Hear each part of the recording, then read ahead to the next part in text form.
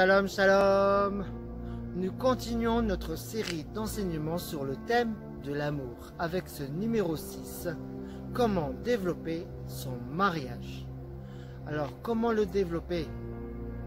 Eh bien, un mariage parfait n'existe pas, mais on peut avoir un mariage réussi selon la volonté de Dieu. Lorsqu'on met Dieu au centre de notre couple, lorsqu'on met Dieu au centre de notre mariage, Dieu peut agir.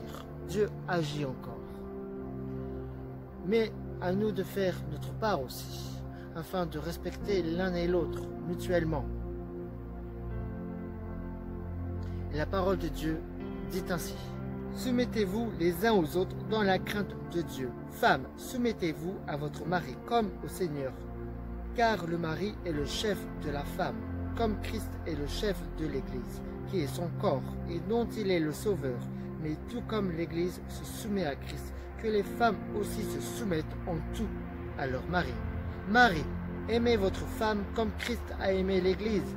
Il s'est donné lui-même pour elle, afin de la conduire à la sainteté, après l'avoir purifiée et lavée par l'eau de la parole, pour faire paraître devant lui cette Église glorieuse, sans tache, ni ride, ni rien de semblable, mais sainte et irréprochable. C'est ainsi que les maris doivent aimer leur femme comme leur propre corps. Celui qui aime sa femme s'aime lui-même. En effet, jamais personne n'a détesté son propre corps. Au contraire, il le nourrit et en prend soin, tout comme le Seigneur le fait pour l'Église, parce que nous sommes les membres de son corps, formés de sa chair et de ses os. C'est pourquoi l'homme quittera son père et sa mère et s'attachera à sa femme, et les deux ne feront qu'un. Ce mystère est grand, et je dis cela par rapport à Christ et à l'Église.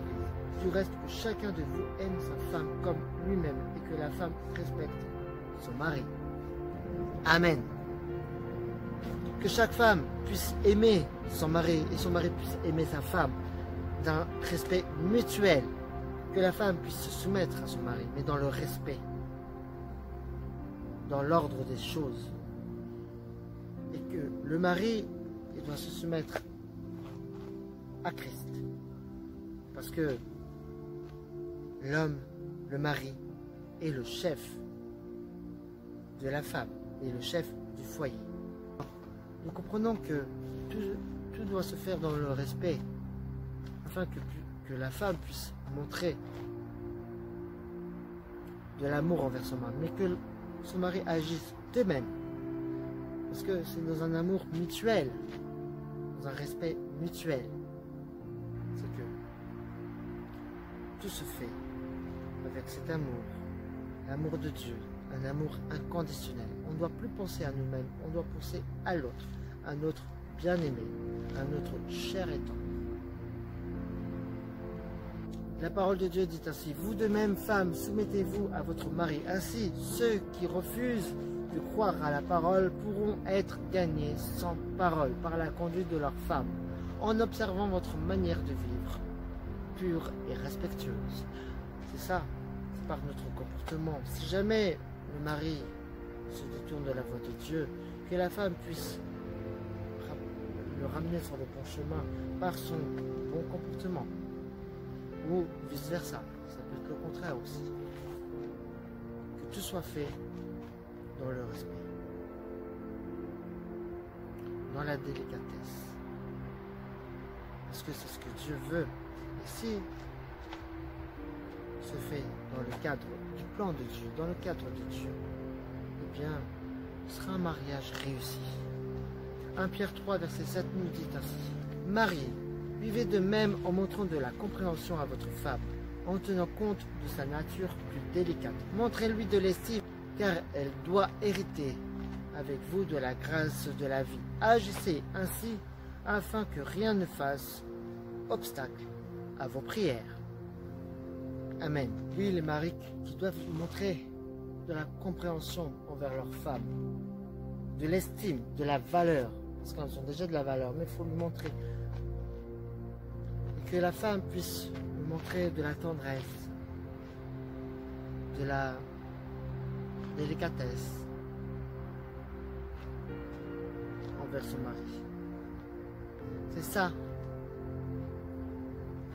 Et afin que Dieu puisse les préserver de tout danger éventuel. Revêtons-nous de cet amour-là lorsque je parle pour les mariés. Revêtons-nous de l'amour qui est l'amour universel, l'amour inconditionnel, l'amour de Dieu, afin de s'unir avec les mêmes pensées, le même amour entre l'homme et la femme, entre le mari et la femme, les mêmes sentiments, afin de ne pas porter le mal pour le mal, de ne pas s'énerver, de ne pas se mettre en colère, quoi que ce soit. Enfin, ayez tous les mêmes pensées et les mêmes sentiments. Soyez pleins d'amour fraternel, de compassion, de bienveillance. Ne rendez pas le mal pour le mal, ni l'insulte pour l'insulte. Bénissez, au contraire, vous le savez, c'est à cela que vous avez été appelés, afin d'hériter de la bénédiction. Amen. C'est donc ça dont il s'agit. On doit s'aimer avec le même amour, avec un amour fraternel. Et lorsqu'on est mari et femme, oui, c'est cet amour fraternel, parce que l'amour fraternel, c'est un amour inconditionnel.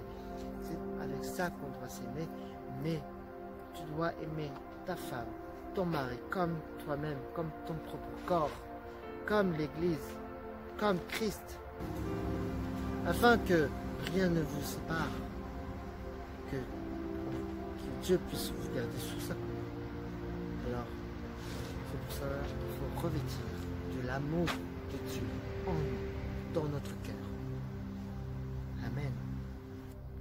Nous allons voir l'amour inconditionnel dans notre prochain numéro de notre série d'enseignement. Soyez bénis.